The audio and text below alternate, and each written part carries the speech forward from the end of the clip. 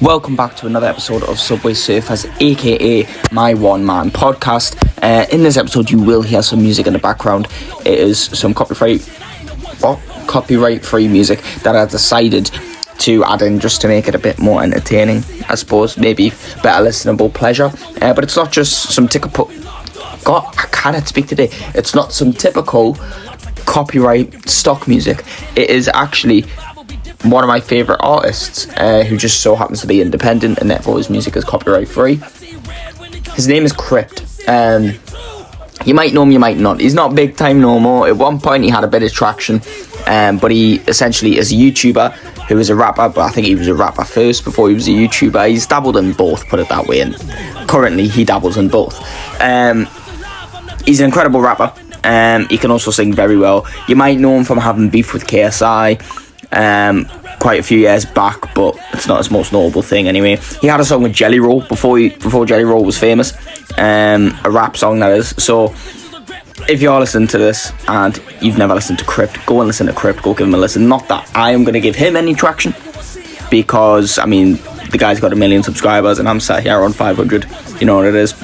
But I'd love to promote the things that I believe in, so that is that.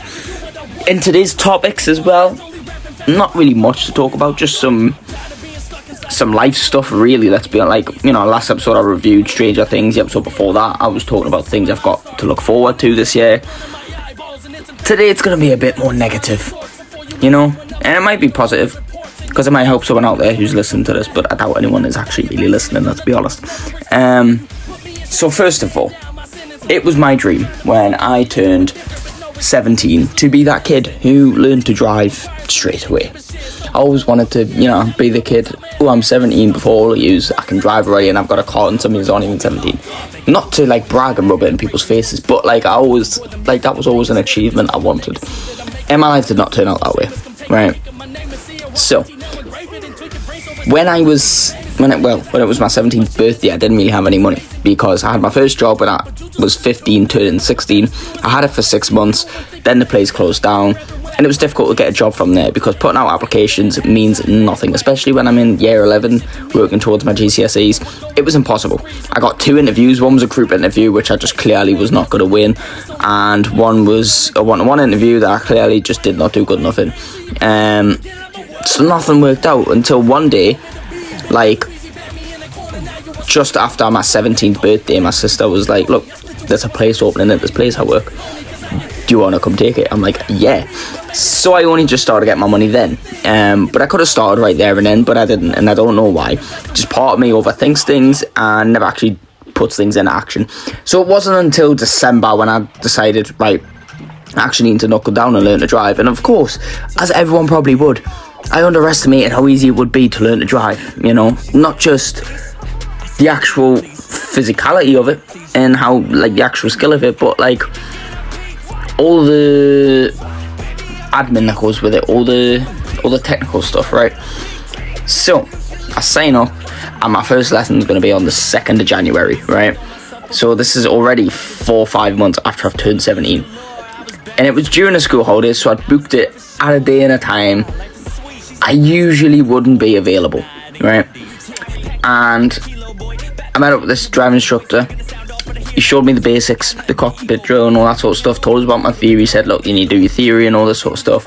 And then he said, so what's your availability? And I was like, well, you know, these days I'm doing this and this. At this point I'd started college and I had work for the days I wasn't at college. I had something on every day, so it meant I'd always have to do afternoons and stuff like that. This driving instructor then tells me I made a mistake because we won't match availabilities. He won't be available at the times I'm available. So I had to then change instructor. And this took over a month for some reason. You know, when I'd hit up the school and I was like, oh, I need a new instructor.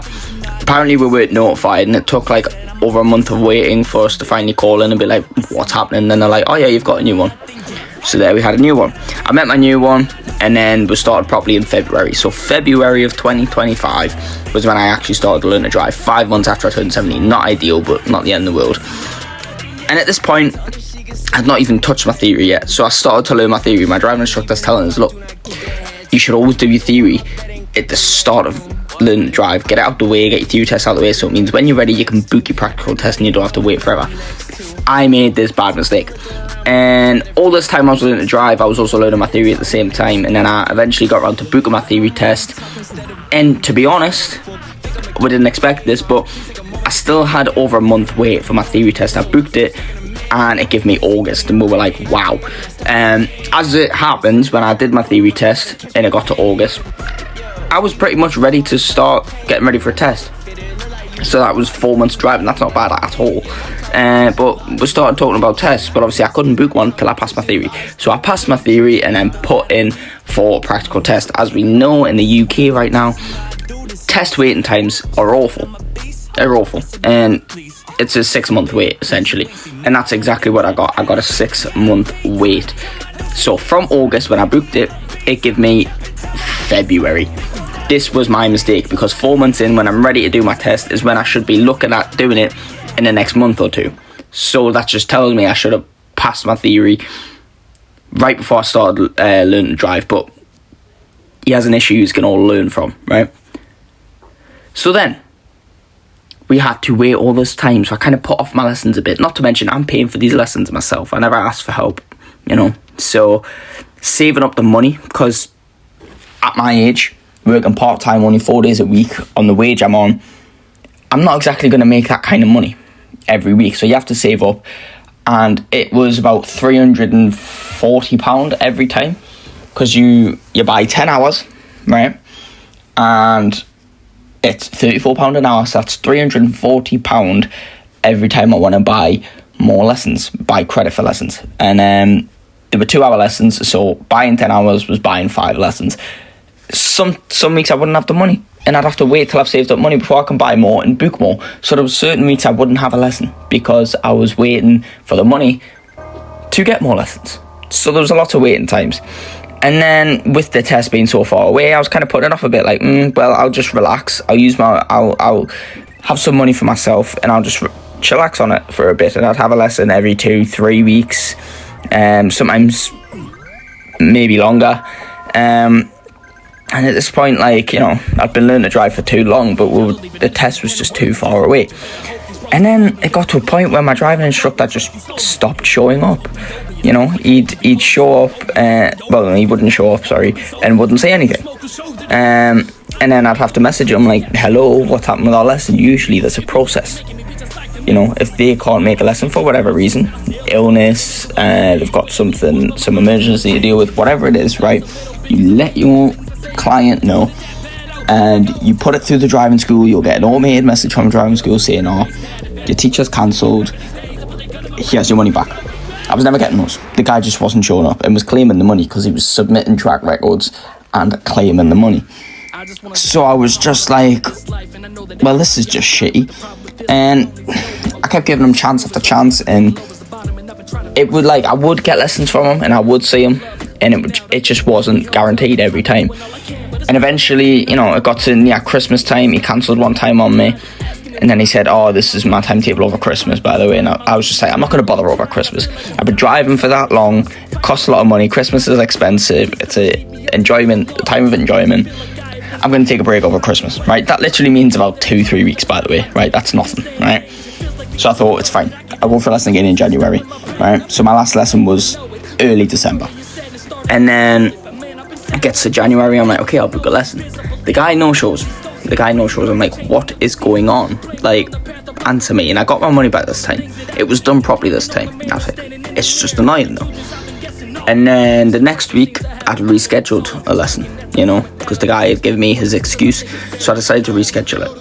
And then it just so happens I went to my other house. That is, like, if you know the difference between Newcastle and Gateshead, it's 2 bus rides away. It's over an hour to travel unless you have a car, right? With a car it can be 10-15 minutes, but without a car it's going to take you a while to get between my 2 houses. And he normally picks us up from the one that I wasn't at. And I was at the other house and I was like, I better check in case I have that driving lesson day, because I thought it was on a Friday and not the Wednesday, but apparently I booked it for the Wednesday. I was like, oh, it's today, shit. And it was in about an hour and a half, 2 hours. So I left immediately and rushed all the way over. A lot of travelling. And I got there just for the guy to not show up and not say anything and not give me my money back. And I was just like, maybe I got the money back on this one, I cannot remember. But at that point, like, that was the last straw, right?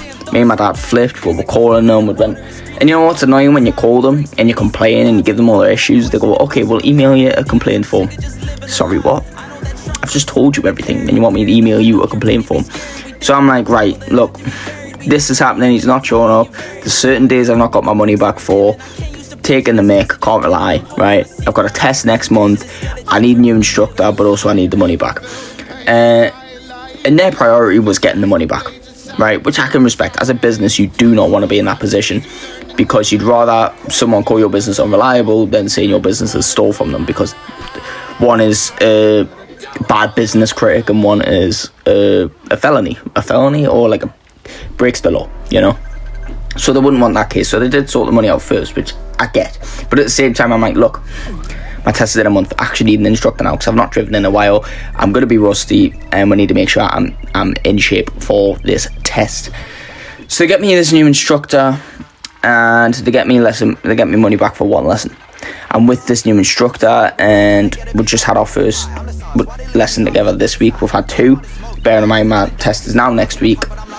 And I said, look, I explained the whole story because he knew nothing about me. He thought I was a new driver because my old instructor wasn't doing his job properly and he wasn't submitting track records and like progress and all that sort of stuff. And that is how driving school and other driving instructors are able to check how good I am at certain things and where I'm at, you know. And he wasn't doing that. So this new driving instructor thought I was a completely new client, and I explained everything to him and I told him I'm a test next week, and he's raging because the other guy's not doing his job, and he's went and reported him to the school and whatever, and he's not happy with it, but he understands my frustration and he supported me fully, and he's took me through 2 good lessons where he's pointed out a lot of the things I'm doing wrong, but he's also teaching me a lot better, and he's shown me how to do things a lot better, and he's a lot more helpful. And honestly, if I had him from the start, if I had him from September 2024 when I turned 17, then I probably could have passed by like January, February, which is so sad to say, but it's the truth.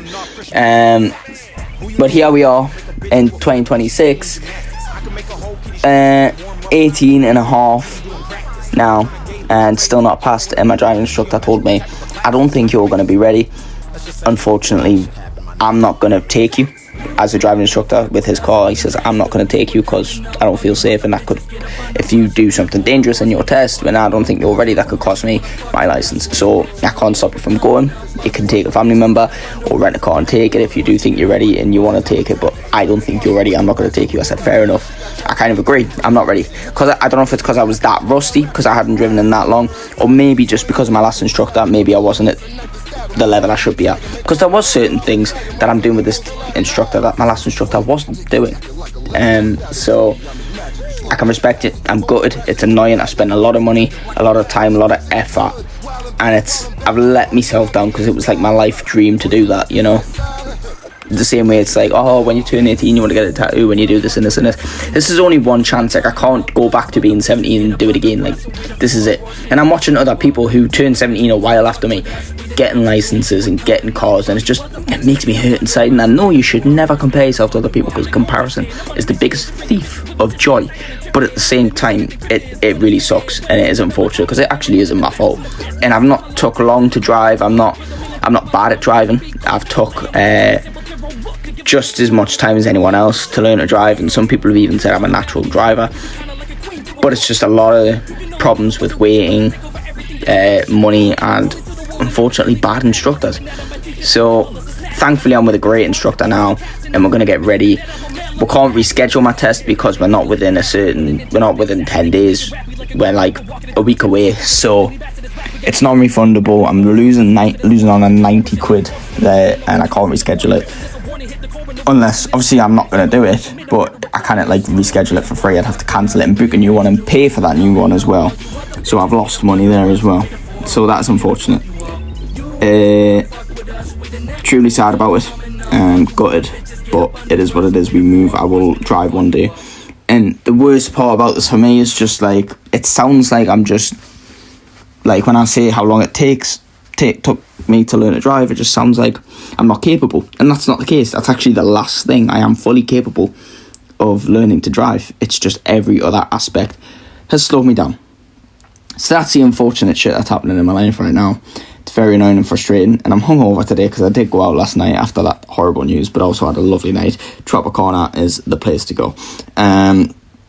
Thank you very much for watching, listening. I do appreciate you if you do listen this far through. Please like, subscribe, leave a comment, and I shall see you in the next one. Goodbye.